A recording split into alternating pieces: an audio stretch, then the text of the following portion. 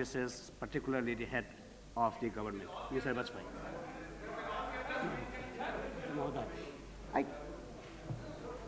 मैं आपका आभारी हूँ। आपने मुझे सार्वजनिक महत्व के एक गंभीर प्रश्न को उठाने का अवसर दिया है। मामला सार्वजनिक महत्व का है, इसमें दो राय नहीं हो सकती। लेकिन हमारे लिए वो और भी गंभीर बन जाता है, क्योंकि उसमें इस सम्मानित सदन के एक आदरणीय सदस्य का नाम आया है। वे इस समय मंत्री हैं, राज्य मंत्री के पद पर बैठे हैं।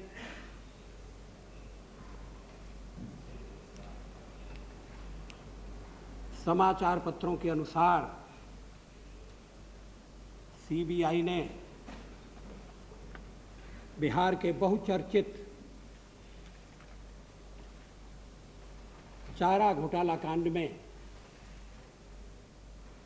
लिप्त होने के कारण उन पर मुकदमा करने का फैसला किया है। लेकिन वो मंत्री हैं, इसलिए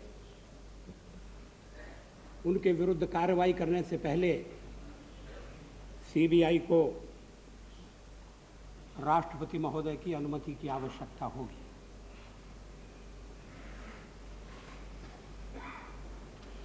उनके साथ कुछ अफसर भी हैं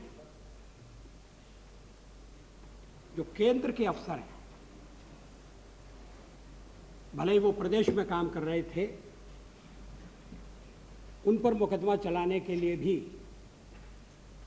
केंद्र सरकार की इजाजत की जरूरत होगी। अध्यक्ष महोदय, मैं इस संबंध में सरकार से जानना चाहता हूं कि उसका क्या इरादा है।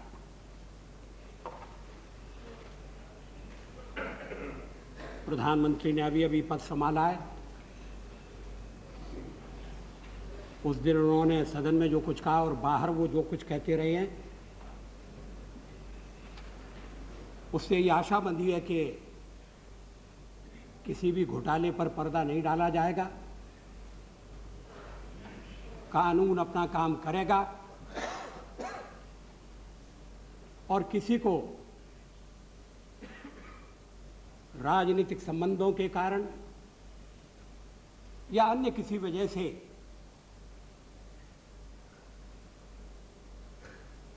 कानून की सीमा के बाहर जाने की इजाजत नहीं होगी।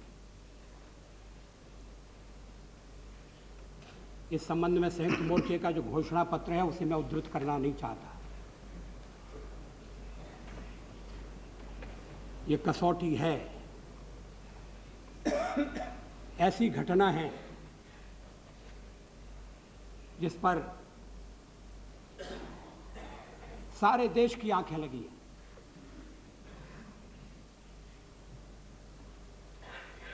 एक 1000 करोड़ का चारा घोटाला कांड है, ये कहा जाता है। 46 लोगों के विरुद्ध सीबीआई चार्जशीट देना चाहती है और करीब इतने ही लोग ऐसे हैं जिनके खिलाफ जांच चल रही है।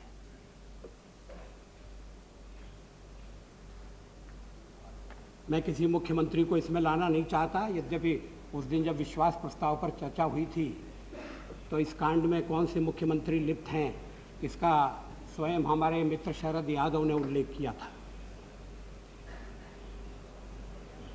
ऐसे भ्रष्टाचार के मामलों में जब सीबीआई मुकदमा चलाने की अनुमति मांगे तो सरकार का कर्तव्य स्पष्ट होना चाहिए। इस संबंध में किसी प्रकार की दुविधा नहीं होनी चाहिए कि सरकार इजाजत दे। मैं तो एक कदम जाकर आगे कहना चाहूँगा कि इस तरह के आरोप अगर लगते हैं तो सीबीआई मुकदमा चलाने की इजाज़त ले और फिर मुकदमा चलाए और फिर सम्मानित व्यक्ति को अदालत में घसीटा जाए, वो मुकदमा तो चलेगा, लेकिन वो व्यक्ति स्वयं त्यागपत्र दे सकता है कि जब तक मैं निर्दोष प्रमाणित नहीं होऊंगा, जब तक मैं बेदाग साबित नहीं होऊंगा, मैं पद पर नहीं रहूंगा, मैं किसी दायित्व को नहीं संभालूंगा। ये एक आदर्श आचरण हो सकता है। ये मूल्यों पर आधारित राजनीति को दिशा देने की दृष्टि से एक कदम हो सकता है। लेकिन इस संबंध में जो आवाजें आ रही हैं दिल्ली में भी और पटना में भी, उनसे तो लगता है कि बात सड़कों पर ले जाने की हो रही है। जो मामले अदालत में तय होना है वो सड़क पर तय नहीं हो सकते। जो मामले पार्टी के भीतर तय होना है उन्हें पार्टी अपने भीतर तय करे।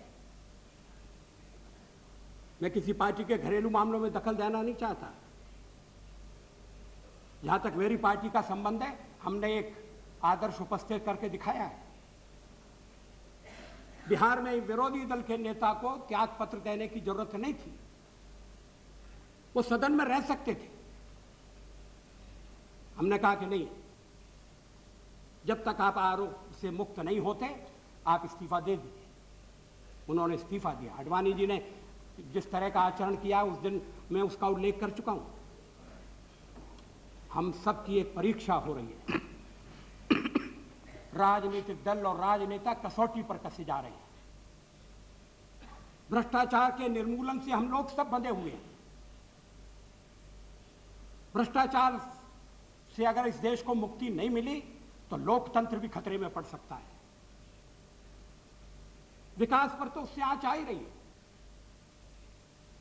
मैं जानना चाहता हूं कि इस मामले में हमारे राज्य मंत्री वर्मा जी के मामले में, अफसरों के मामले में सीबीआई ने अगर जांच के बाद मुकदमा चलाने की अनुमति मांगी है तो केंद्र सरकार का रवैया क्या है। और दूसरे मैं एक राजनीतिक धरातल पर भी जो बात कह रहा हूं तो मैं चाहता हूं उसको भी ध्यान से सुना जाए कि केवल कानूनी दांव पेच का मामला नहीं है। लोकतंत्र का तकादा क्या है, राजनीतिक औचित्य क्या है। यह ठीक है कि जब तक व्यक्ति दोषी प्रमाणित नहीं होता, सजा नहीं मिलती, तब तक वो अपराधी नहीं है। यह कानूनी दृष्टिकोण है, संकुचित दृष्टिकोण है। राजनीति में लोग किस तरह का व्यवहार करें। पहले भी चार्जशीटें लगी हैं, कोई नई बात नहीं है। यहाँ अंतुले जी बैठे हैं, मुख्यमंत्री थे, इस्तीफा दे दिया। आडवाणी जी तो किसी पद पर नहीं थे, उन्होंने त्याग पत्र दे दिया, कहा मैं तब तक चुनाव नहीं लड़ूंगा जब तक मैं दोष मुक्त नहीं हो जाता। इसी सदन के पिछले लोकसभा में इसी सदन के सदस्यों ने जो अलग अलग मंत्री पद पर विराजमान थे, लेकिन हवाला कांड में जिनका नाम आ गया तो उन्होंने त्याग पत्र दे दिया। उन्होंने धमकी नहीं दी, उन्होंने मामले सड़कों पर ले जाने के लिए हाय तौबा नहीं मचाई। लेकिन इस तरह की हाय तौबा मचाई जा रही है।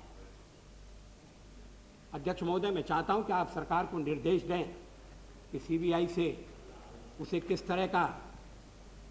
तरह से वो सीबीआई किस तरह की जानकारी चाहती है, और अगर वो मुकदमा चलाने के लिए अनुमति मांग रही है राष्ट्रपति महोदय से, तो सरकार वो कितनी जल्दी अनुमति प्राप्त करके सीबीआई को इसके बारे में सूचित करेगी।